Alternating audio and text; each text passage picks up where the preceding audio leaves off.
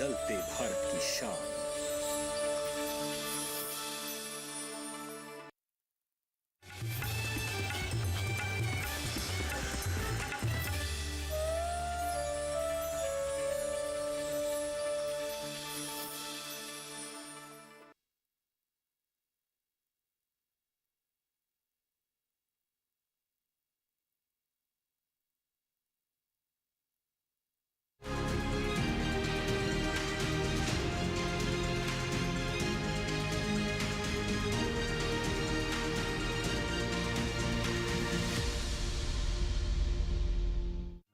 पीढ़ी दर पीढ़ी हमारे किसान अलग अलग स्पीसीज की अलग अलग वैरायटी इनको सहेज कर रखते गए और उसको विकास करते रहे। किसान की विरासत, धरती के वनस्पति संसाधन, एक अधिकार जिसका दुनिया भर के देश करते हैं सम्मान। आज भारत उन अधिकारों को दे रहा है नए मुकाम, ताकि और बढ़े किसानों की वंशागत किस्मों की पहचान का अभियान।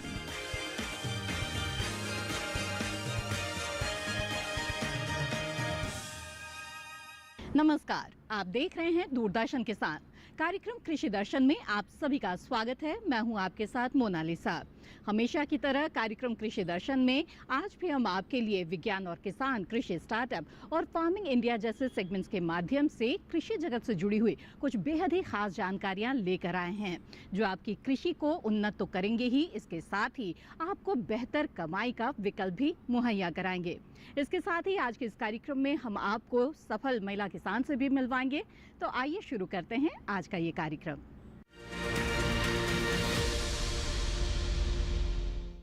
किसान साथियों, धान की फसल कटाई के बाद फसल अवशेष प्रबंधन किस प्रकार करें, इस बारे में कृषि भवन के डीडी किसान स्टूडियो से कुछ बेहद ही खास जानकारी दे रहे हैं कृषि मंत्रालय के अपर आयुक्त डॉक्टर विजय कुमार काले। आइए देखते हैं। जो हमारे एनसीआर रीजन है वहाँ पे ख़ास तौर पे जो है पराली जो है जलाने की जो है काफ़ी घटनाएं होती है, और आप सब जानते हैं कि पराली जलाने से काफ़ी नुकसानदेह है। इसमें वायु प्रदूषण तो होता ही है, साथ साथ में जो है हमें काफ़ी जो है हमारी जो हमारी जो गुणवत्ता जो है मिट्टी की गुणवत्ता वो भी कम हो जाती है। अगर आप देखेंगे कि अगर हम 1 टन अगर हमारे पास पराली है तो विशेष तौर से हमें इसमें काफ़ी तौर पे जो है प्रचुर मात्रा में जो है हमें नाइट्रोजन मिलता है, फास्फोरस मिलता है, पोटेशियम मिलता है, सल्फर मिलता है, और काफ़ी जो है माइक्रो न्यूट्रिएंट्स की भी उपलब्धता होती है। तो मैं किसान भाई से अनुरोध करूँगा कि वो पराली ना जलाएं, और ख़ास तौर पे इसे जो है आप एक्सिटू मैनेजमेंट कर सकते हैं या इंसिटू मैनेजमेंट कर सकते हैं। इंसिटू मैनेजमेंट मतलब जो पराली आप काटने के बाद जो है आप इसको अपनी ज़मीन के अंदर ही उसको आप दबा सकते हैं, और साथ साथ में उससे क्या होगा कि आपकी जो कार्बनिक वैल्यू जो है, आपकी ऑर्गेनिक कार्बन की जो वैल्यू भी आपकी बढ़ सकती है। और एक्सिटू मैनेजमेंट जो है मतलब आप जो है पराली को आप काटने के बाद उसके बंडल बनाने के बाद आपको बाकी बहुत सारे इंडस्ट्रीज़ का उसका उपयोग है उसमें यूज़ कर सकते।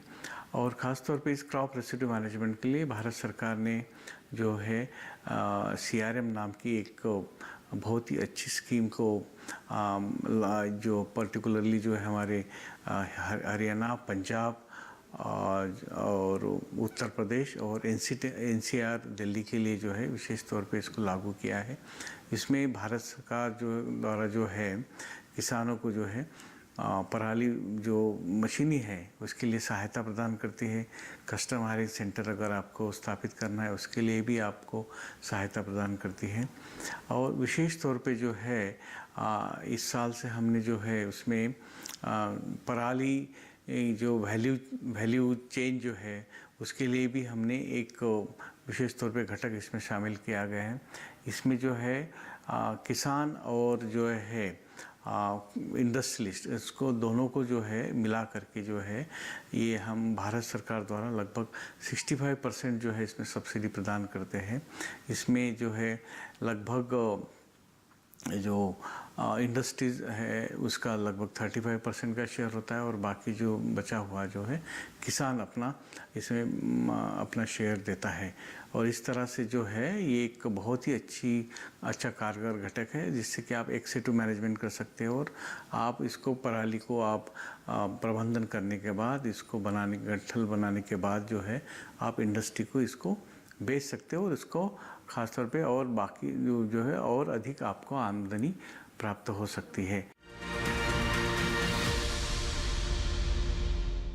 आइए कार्यक्रम कृषि दर्शन में अब देखते हैं पहला सेगमेंट विज्ञान और किसान।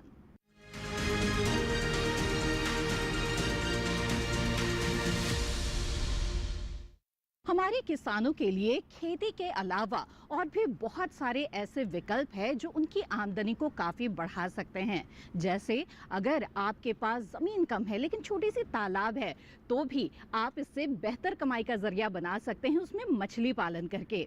मछली पालन के दौरान किन किन बातों का ध्यान रखना ज़रूरी है, आइए जानते हैं इस रिपोर्ट के जरिए।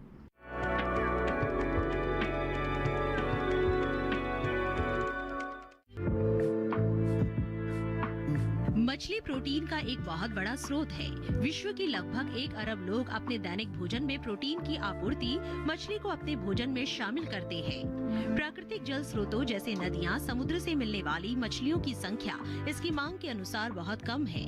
इस समस्या को दूर करने का उत्तम पर्याय मछली पालन है, जो बहुत से देशों में बहुत बड़े स्तर पर किया जा रहा है। संभावनाओं को देखते हुए मछली पालन की तरफ कृषकों का रुझान बढ़ने लगा है। आज हमारे देश में मछली पालन करके किसान काफी हद तक लाभान्वित हो रहे हैं। मछली पालन में लागत कम और मुनाफा अधिक है। किसान मछली पालन की शुरुआत आसानी से कर सकते हैं।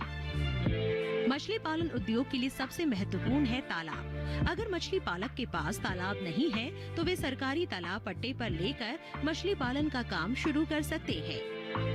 यदि सरकारी तालाब पट्टे पर ना मिले और आपके पास जमीन है तो तालाब खुदवाकर भी ये व्यवसाय किया जा सकता है। मछली पालन को बढ़ावा देने में सरकार भी भरपूर मदद करती है। यही नहीं, सरकार ने मछली पालन को कृषि का दर्जा भी दिया है। इसके अलावा मछली पालकों को तमाम सुविधाएं भी दी जा रही है। आज बहुत से किसान मछली पालन को अपनाकर अपनी आमदनी बढ़ा रहे हैं, जिससे उनकी आर्थिक स्थिति में काफी सुधार हुआ है।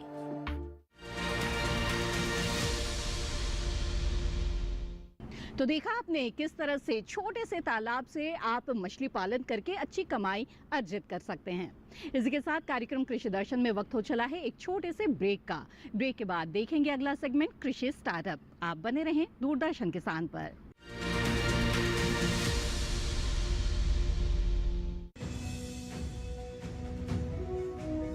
भारत सरकार का हर प्रयास किसानों को दे रहा है एक नई आस। देश के किसानों की खुशहाली और उन्हें आत्मनिर्भर बनाने के लिए भारत सरकार समर्पित है। प्रधानमंत्री श्री नरेंद्र मोदी जी के नेतृत्व में कृषि क्षेत्र में किए गए निरंतर प्रयासों के फलस्वरूप देश खाद्यान्न व बागवानी के क्षेत्र में आत्मनिर्भर हो चुका है और देश में दलहन का उत्पादन भी बढ़ा है। इसी तरह भारत सरकार ने खाद्य तेलों के उत्पादन को बढ़ाने के भी अनेक प्रयास किए हैं। इसी क्रम को आगे बढ़ाते हुए माननीय प्रधानमंत्री श्री नरेंद्र मोदी जी के नेतृत्व में भारत सरकार ने दूरदर्शी निर्णय लेते हुए राष्ट्रीय खाद्य तेल मिशन ऑयल पाम की शुरुआत की है। इस मिशन से देश भर के किसानों को बहुत लाभ मिलेगा। कृषि के पूंजी निवेश में वृद्धि होगी, खाद्य तेल आयात पर देश की निर्भरता कम होगी और रोजगार के नए अवसर पैदा होंगे।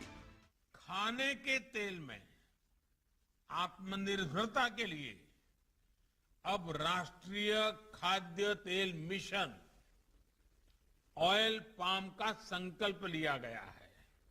इससे किसानों को तो सीधा लाभ होगा ही, गरीब और मध्यम वर्ग के परिवारों को सस्ता और अच्छी क्वालिटी का तेल भी मिलेगा। यही नहीं, ये मिशन बड़े स्तर पर रोजगार का निर्माण करेगा। इस मिशन के अंतर्गत ऑयल पाम का रकबा और पैदावार बढ़ाने पर जोर देने के लिए सरकार ने 11,000 करोड़ रुपए से अधिक की सहायता राशि निर्धारित की है। मिशन के तहत सरकार ने ऑयल पाम की खेती के लिए रोपण आदि की सहायता में बढ़ोतरी करते हुए पहले मिलने वाले 12,000 रुपए प्रति हेक्टेयर को बढ़ाकर 29,000 रुपए प्रति हेक्टेयर तक कर दिया है। ऑयल पाम के पुराने बागों के पुनरुद्धार के लिए 250 रुपए प्रति पौधा के हिसाब से विशेष सहायता दी जा रही है। पौधारोपण सामग्री की कमी दूर करने और बीजों की पैदावार करने वाले बागों को भी सहायता दी जाएगी। इसके तहत 15 हेक्टेयर ऑयल पाम उद्यान के लिए 80 लाख रुपए तक की सहायता राशि दी जाएगी। इसके अलावा नर्सरी विकास के लिए 40 लाख रुपए तक तय किए गए हैं। पूर्वोत्तर और अंडमान राज्यों के लिए विशेष सहायता का भी प्रावधान है। ऑयल पाम के किसान ताजे फलों के गुच्छे यानी FFB का उत्पादन करते हैं, जिनकी वर्तमान में कीमतें अंतर्राष्ट्रीय मूल्यों में उतार चढ़ाव के आधार पर तय होती हैं। पहली बार केंद्र सरकार ताजे फलों के गुच्छे की कीमत के लिए किसानों को आश्वासन दे रही है। ये व्यवहार्यता मूल्य यानी VP कहलाएगा, यानी किसानों को कोई घाटा नहीं होने दिया जाएगा। व्यवहार्यता मूल्य VP तय करने की शुरुआत 1 नवंबर से होगी और अगले वर्ष 31 अक्टूबर तक जारी रहेगी।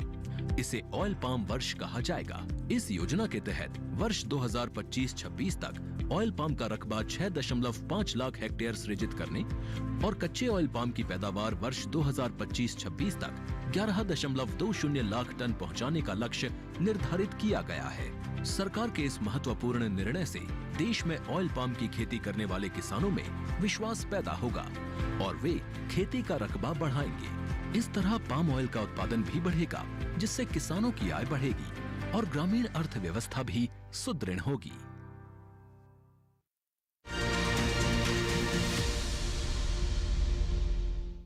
ब्रेक के बाद आप सभी का फिर से स्वागत है। आप देख रहे हैं कार्यक्रम कृषि दर्शन। आइए कार्यक्रम में आगे बढ़ते हैं और मिलते हैं सफल किसान से अगले सेगमेंट कृषि स्टार्टअप में।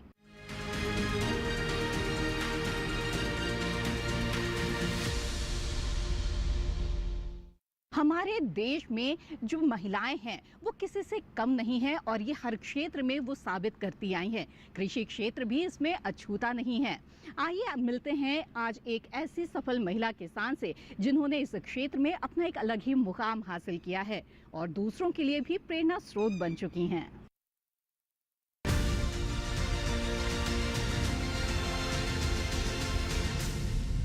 आंध्र प्रदेश के नेल्लोर जिले का एक छोटा सा गांव है बेचरू दिप्पलम, जहां के मकान और सड़कें तो कच्ची हैं, पर यहां रहने वाली जिनकला राम देवी के इरादे काफी मजबूत हैं। अपने इन्हीं इरादों और मजबूत सोच की वजह से आज रमा देवी ने वो मुकाम हासिल किया है जिसको हासिल करना हर किसी के लिए एक ख्वाब होता है। पढ़ाई सिर्फ 10वीं तक की, लेकिन काम किसी बड़े इंजीनियर से कम नहीं। जिनकला राम देवी ने अपने दम पर गांव की कई महिलाओं को आज सशक्त बनाया है और उनके अंदर आशा की किरण जलाई है। ఫస్ట్ నుంచి నేను వ్యవసాయం చేస్తూ ఉండేదాన్ని। రైతులందరం కలిసి ఇలా ఎవరి పాటికి వాళ్ళు పంటని అమ్ముకుంటే మంచి ధర రావటం లేదని చెప్పి ఏదో ఒక సమస్యకి పరిష్కారం మనం చూడాలి అని చెప్పే ప్రయత్నంలో మన రైతులకి ఏదో ఒకటి చేకూర్చాలి, సమకూర్చాలనే ఉద్దేశంతో అందరం సమిష్టిగా ఒక గ్రూప్గా క్రియేట్ అయితే ఇంకా ఎన్నో డెవలప్ మనం చేసుకోవచ్చని రైతులకి అవగాహన సదస్సులు పెట్టించి వాళ్ళ అవగాహన పెంచి అందరం కలిసి ఒక 50 మెంబర్స్ నాబార్డ్ సహకారంతో మేము ఒక FPOని స్టార్ట్ చేసాం. పెస్టిసైడ్స్, ఫర్టిలైజర్ కూడా మంచి నాణ్యమైన పురుగులు ఎరువు మందుల్ని మన FPO ద్వారానే రైతులకి మనమే సప్లై చేయాలి అనే ఉద్దేశంతో లైసెన్స్ తీసుకొని ఫర్టిలైజర్ షాప్ని ప్లస్ పెస్టిసైడ్ షాప్ని రెండింటిని ఏర్పాటు చేసుకున్నాము.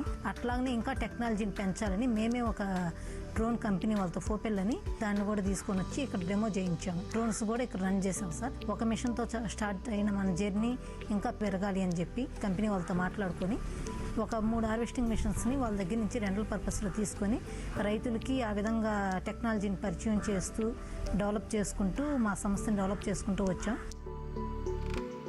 जिनकला राम देवी ने गांव की महिलाओं को इस बात का एहसास करवाया कि नारी अगर ठान ले तो वो भी धरती का सीना चीरकर उसमें हरियाली ला सकती है। इसके लिए जिनकला राम देवी ने स्वराज नाम से फार्मर प्रोड्यूसर ऑर्गेनाइजेशन की शुरुआत की, जिसे सरकार की ओर से कई अवार्ड भी मिल चुके हैं। మేమే ఒక ప్రొక్యూర్మెంట్ని అంటే ఒక ప్యాడీ ప్రొక్యూర్మెంట్ సెంటర్ని స్టార్ట్ చేద్దాం అనుకుంటున్నాము. అలాగనే రైతుకి పంటలో ఏదన్నా డిసీజ్ వచ్చినప్పుడు తెలుసుకోలేకున్నారనమాట. ఆ డిసీజ్ వచ్చినప్పుడు సైంటిస్ట్ ద్వారా అంటే మనం అగ్రి క్లినిక్ టైప్లో ఒక ల్యాబ్ కానీ క్లినిక్ కానీ పెట్టి దాన్ని రన్ చేద్దాం అనుకుంటున్నాం. అంటే రైతుకి కావాల్సిన ప్రతి ఒక్క వనరు మా FPO దగ్గర దొరుకుతుంది అనే వెసులుబాటుని ఇక్కడ కల్పించాలని నా ఫ్యూచర్ ప్లాన్ కానీ టార్గెట్ గోల్ కానీ సార్. एक छोटे से गांव के किसान परिवार से निकलकर आज जिनकला रामदेवी ने वो जगह हासिल की है जिसमें वो कई महिलाओं की रोल मॉडल बन गई हैं। रामदेवी की संस्था आज महिलाओं को सशक्त बनाने के साथ साथ कृषि से जुड़े दूसरे कामों में भी किसानों की मदद कर रही है।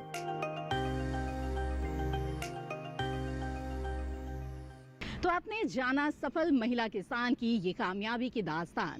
इसी के साथ कार्यक्रम में वक्त है एक और छोटे से ब्रेक का। ब्रेक के बाद देखेंगे अगला सेगमेंट फार्मिंग इंडिया। आप बने रहें दूरदर्शन किसान पर।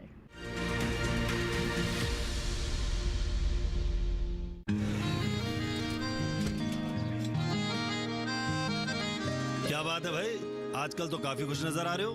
क्यों ना हो, अब मैं ऑर्गेनिक खेती जो कर रहा हूँ ये पूरा प्राकृतिक है, ऑर्गेनिक है। इसमें हमारे खेत, हमारी फसल और हमारी जेब सब फायदे में होते हैं और इसमें लागत भी कम है। जी हाँ, आप भी ऑर्गेनिक खाद का प्रयोग करें, अपनी फसल और मिट्टी को तंदुरुस्त बनाएं और आपकी आमदनी में इजाफा करें। अधिक जानकारी के लिए किसान call centre toll free number 1800-180-1551 पर कॉल करें और लॉग ऑन करें kisan.gov.in और farmer.gov.in। कृषि और किसान कल्याण मंत्रालय द्वारा किसान हित में जारी।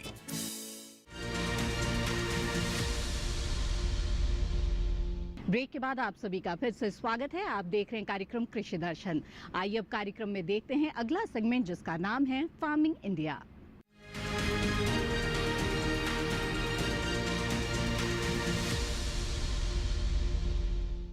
FPO यानी कि किसान उत्पादक संगठन इन दिनों किसानों की तकदीर बदल रहे हैं। किसान उत्पादक संगठन से जुड़ने से न सिर्फ किसानों की कई तरह की समस्याओं का हल निकल गया है बल्कि उनकी आमदनी में भी काफी इजाफा हो रहा है। कैसे, आइए जानते हैं खुद किसानों से। हमारा जो FPO है वो हनी बेस है। हमारा जो हनी है, हमारे FPO में जुड़े हुए लगभग 650 किसान हमारे साथ जुड़े हुए हैं और हम लोग हनी पर ही काम करते हैं और साथ साथ बी पोलन, ये आप देख रहे हैं, ये हमारा बी पोलन है। इससे भी किसानों की आय कई गुना बढ़ जाती है और हमारे मधुमक्खी पालक इसे कलेक्ट करते हैं। ये केवल बी पोलन है, केवल मधुमक्खी के द्वारा ही कलेक्ट किया जाता है और इससे हमारे जो किसान जुड़े हुए हैं मधुमक्खी पालक, उनकी लगभग 4 गुना ज़्यादा उनकी आय बढ़ने की संभावनाएं हैं और इसे हम लोग मार्केट में करते हैं। और हमारे पास अनेक प्रकार के हनी हैं। लगभग हमारा FPO लगभग 10 प्रकार के हनी कलेक्ट करता है और उसमें ये अकेशिया, ये श्रीनगर कश्मीर का अकेशिया है। वहाँ पर हमारे मधुमक्खी पालक बॉक्स लगाते हैं और वहाँ से इसे कलेक्ट करते हैं।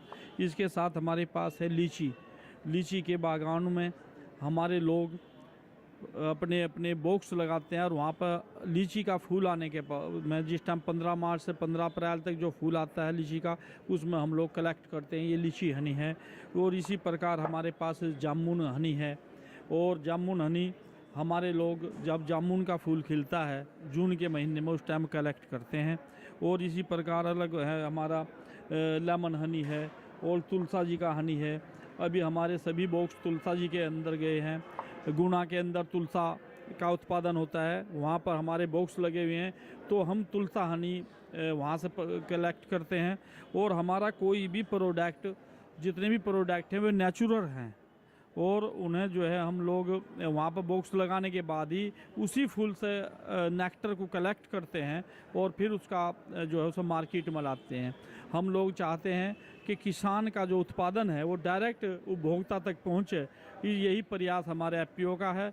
और हमारे FPO का टर्नओवर लगभग 1.5 करोड़ रुपए का लगभग टर्नओवर इस साल हो चुका है और हम इसे बढ़ाने के लिए धीरे धीरे हम लोग बढ़ा रहे हैं। अभी हम एक प्रोसेसिंग प्लांट बी बोर्ड के द्वारा हमें सहायता मिली है और हम उसमें प्रोसेसिंग प्लांट एक लगा रहे हैं हनी का, जिससे हमारे बी कीपरों को एक बहुत बड़ी सहायता मिलेगी और हम अपना शहद एक्सपोर्ट करेंगे। अगली योजना तक हम मार्च अप्रैल तक ही हमारी योजना है कि हम लोग अपने शहद का एक्सपोर्ट करेंगे। हमने एक जो चनों की दाल है उसके ऊपर प्रोटेक्शन कर रखा है, तो उसके लिए हमने जो चनों के अच्छे बीज होते हैं वो तो उनको जैसे ग्रेडिंग करने के बाद प्रोवाइड करवा देते हैं किसानों को। 2 नंबर पर जिसकी दाल निकलती है वो जो हमने मार्केट के अंदर सप्लाई करते हैं, और 3 नंबर पर जो उसका भूसा होता है कचरा जो हमें जो फीड वाले होते हैं हमारे वो ले जाते हैं। तो तीनों के अंदर वो प्रोडक्शन था, एक चीज़ का हमें 3 प्रोडक्शन मिल रहे हैं, जिसके कारण किसान को प्रति बीघे के अंदर बात करें तो 3 से 4 हज़ार रुपये फ़ायदा हो रहा है। ज़्यादा अगर एवरेज उसकी अच्छी रहती है, खेत के अंदर पैदावार अच्छी रहती है, तो उसको कम से कम 5 से 10 हज़ार रुपये तक पैदावार अच्छी मिलती है।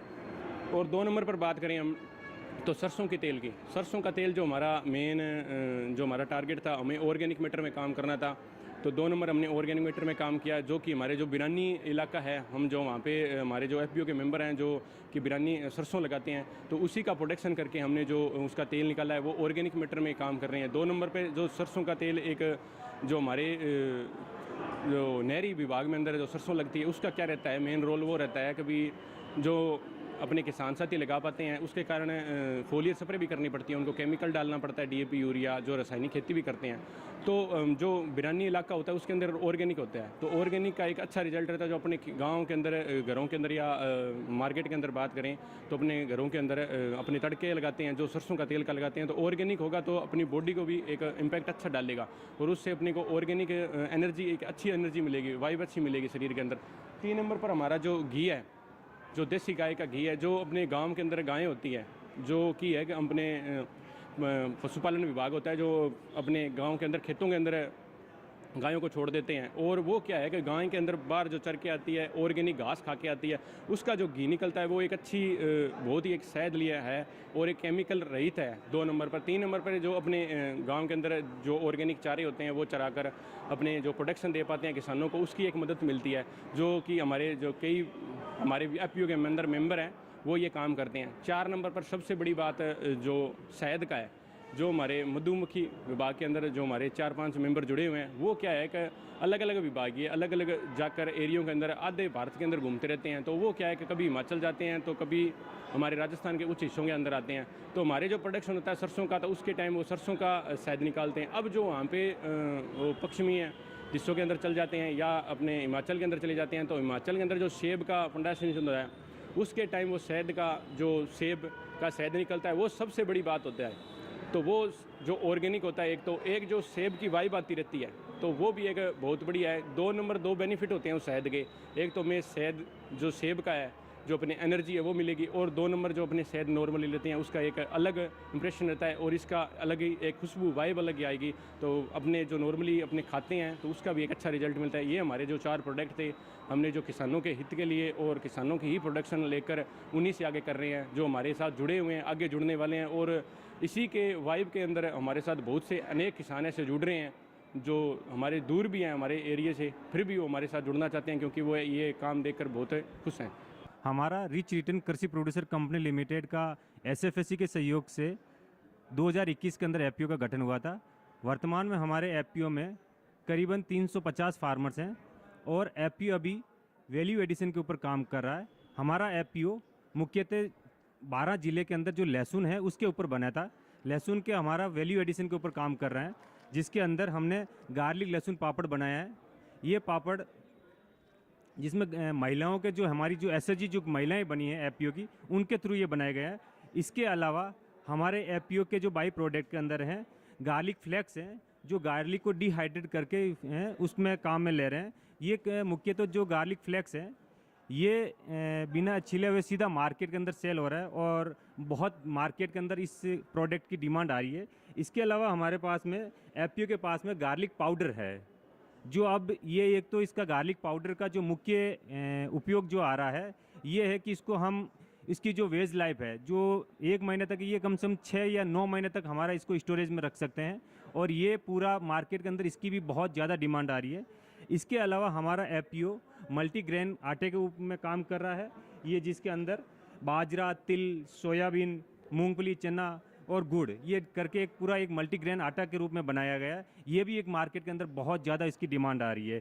वर्तमान इसके अलावा FPO हमारा गार्लिक के नमकीन के ऊपर भी काम कर रहा है। आने वाले समय में ये अपने गार्लिक नमकीन के अलावा जो हमारे क्षेत्र के अंदर ऑयल है, मस्टर्ड ऑयल है, उसके ऊपर भी काम करेगा। इसके अलावा मूंगफली का ऑयल है, लिनसीड का ऑयल है, ग्राउंडनट का ऑयल है, सारे ऑयल के ऊपर भी हमारे एफपीओ के धीरे धीरे प्रोडक्ट लॉन्च हो रहे हैं। इसके लिए हमारा जो एफपीओ है ये एक ऑनलाइन के ऊपर भी ओएनडीसी, जेएम के ऊपर भी हमारा रजिस्टर्ड है और जेएम के ऊपर भी वर्तमान में एसएफएसी, सीबीबीओ के सहयोग से हमारे पास में करीबन 1 लाख से ऊपर के हमारे पास में ऑर्डर आ चुके।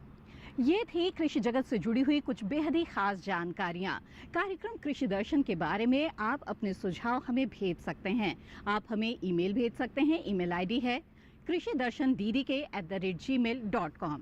आप चाहें तो हमें पत्र भी लिख सकते हैं। हमारा पता है कृषि दर्शन, कमरा नंबर 58, सीपीसी दूरदर्शन, खेलगांव, नई दिल्ली 110049। इसी के साथ कृषि दर्शन की आज की कड़ी में बस इतना ही। फिर हाजिर होंगे लेकर कुछ और महत्वपूर्ण जानकारियां। तब तक के लिए दीजिए इजाजत। आप बने रहें दूरदर्शन किसान पर। नमस्कार।